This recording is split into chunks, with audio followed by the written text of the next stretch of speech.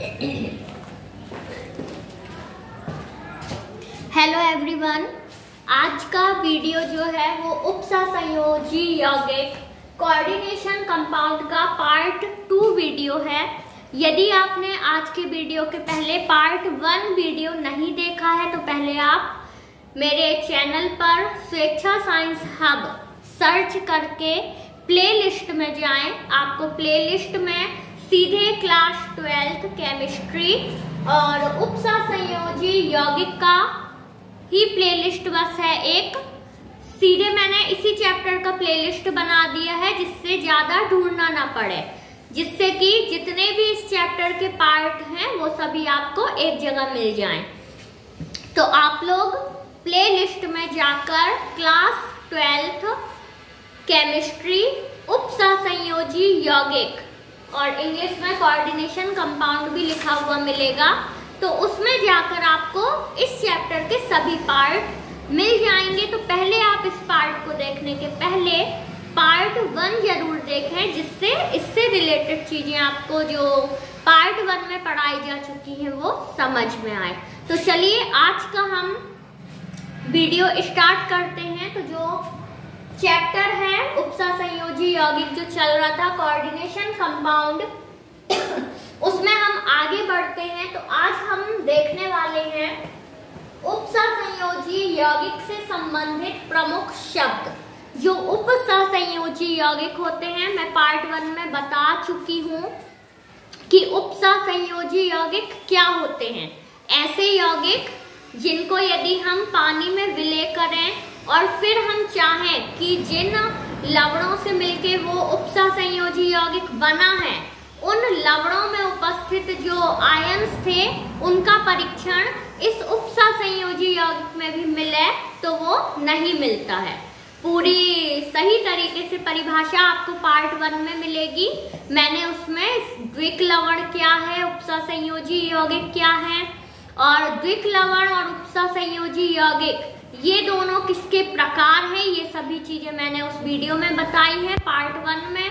और द्विक लवण और संकुल लवण दोनों में अंतर, जो कि मोस्ट आईएमपी टॉपिक है, वो भी बताया। तो आप पहले पार्ट 1 जरूर देखें।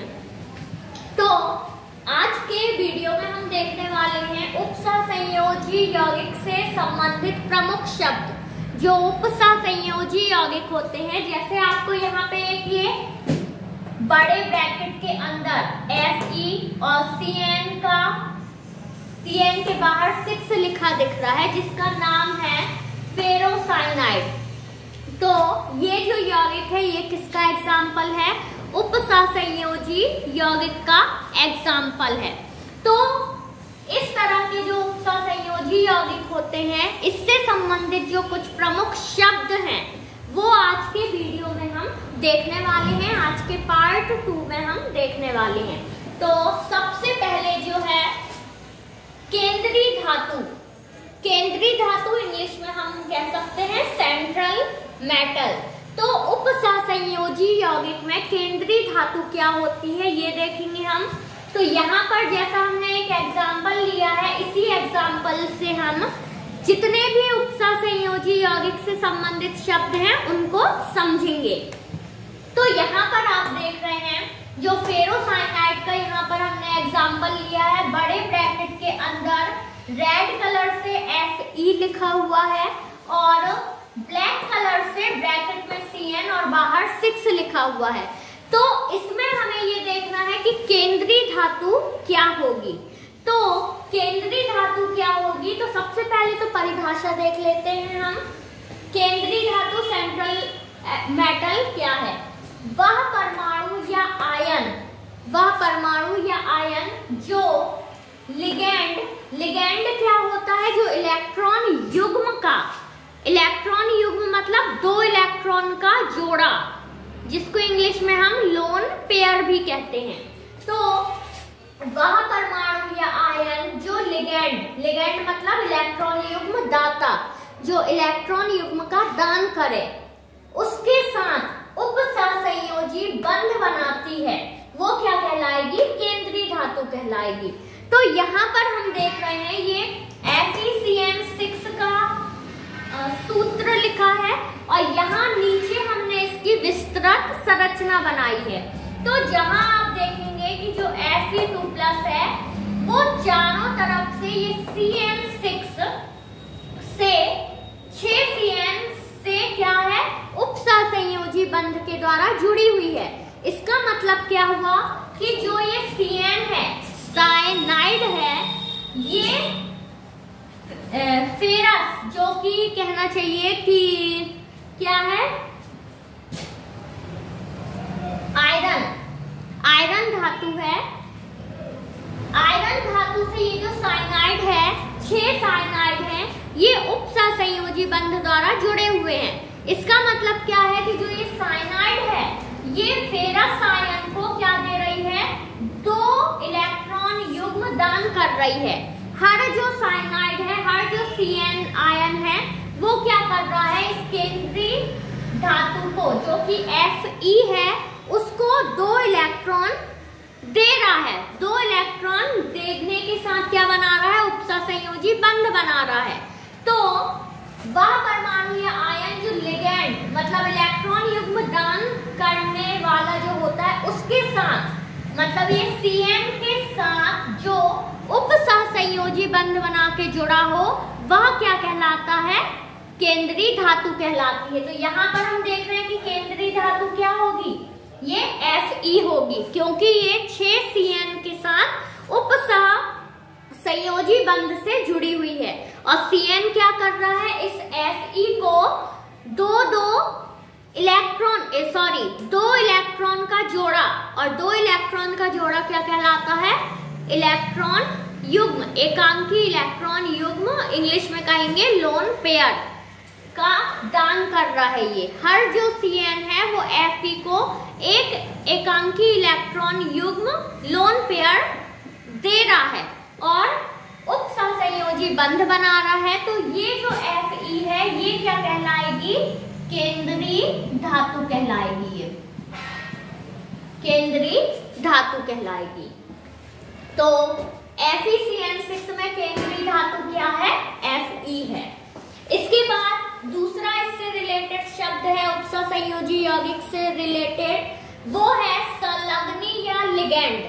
संलग्नी या लिगैंड, तो यहाँ अभी ऊपर भी लिगैंड शब्द आया था, तो आप लोगों को पता चल ही गया होगा कि वह परमाणु भी हो सकता है, या अणु हो सकता है, या आयन हो सकता है, जो केंद्रीय धातु को इलेक्ट्रॉन युग्म मतलब लोन पेयर देकर उपसहसंयोजी बंध बनाए।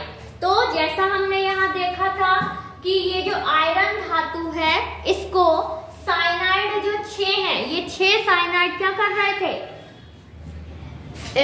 एक इलेक्ट्रॉन युग्म का जोड़ा दान करके उपसहसंयोजी बंध बना रहे थे। तो जो एकांकी इलेक्ट्रॉन युग्म का दान करे, दान कौन कर रहा है, यहाँ CN कर रहा है। ये जो 6 CN है ये क्या कर रहे हैं, आयरन को एकांकी इलेक्ट्रॉन युग्म का दान कर रहे हैं और उपसहसंयोजी बंध बना रहे हैं। तो ये जो CN है ये क्या कहलाएगा, लिगैंड कहलाएगा। क्या कहलाएगा, लिगैंड कहलाएगा। तो इसमें FeCN6 में लिगैंड क्या हो गया, CN हो गया। तो ये 2 चीजें आप लोगों को क्लियर हो गई होंगी। अब हम नेक्स्ट देखते हैं इससे रिलेटेड शब्द, उपसहसंयोजी संख्या। उपसहसंयोजी संख्या क्या होगी, तो केंद्रीय धातु के चारों ओर उपसहसंयोजी बंधों की जो संख्या होती है, केंद्रीय धातु क्या होती है ये क्लियर हुआ। जैसे यहाँ FeCN6 में जो Fe है ये केंद्रीय धातु हुई, और जो CN है ये क्या हुआ, लिगैंड हुआ। तो केंद्रीय धातु और लिगैंड के बीच क्या होता है, उपसहसंयोजी बंध से जुड़े हुए होते हैं ये। तो केंद्रीय धातु के चारों ओर उपसहसंयोजी जो बंध की संख्या होगी, जितने भी केंद्रीय धातु जितने भी लिगैंड के साथ उपसहसंयोजी बंध से जुड़ी हुई होगी, वह संख्या क्या कहलाएगी, उपसहसंयोजी संख्या कहलाएगी। जैसे यहाँ पर हम देख रहे हैं कि ये Fe है और CN छोटे ब्रैकेट में है और बाहर 6 लिखा लिखा हुआ है। इसका मतलब क्या हुआ कि जो आयरन है वो 6 CN से जुड़ा है उपसहसंयोजी बंध से। तो उपसहसंयोजी बंध की संख्या ही क्या कहलाएगी? उपसहसंयोजी संख्या कहलाएगी। तो यहाँ पर ये ब्लू कलर से आप देख रहे हैं तीर के निशान, ये क्या है? 6 उपसहसंयोजी बंध हैं और यही क्या हो जाएगी? FeCN6 में उपसहसंयोजी संख्या हो जाएगी 6।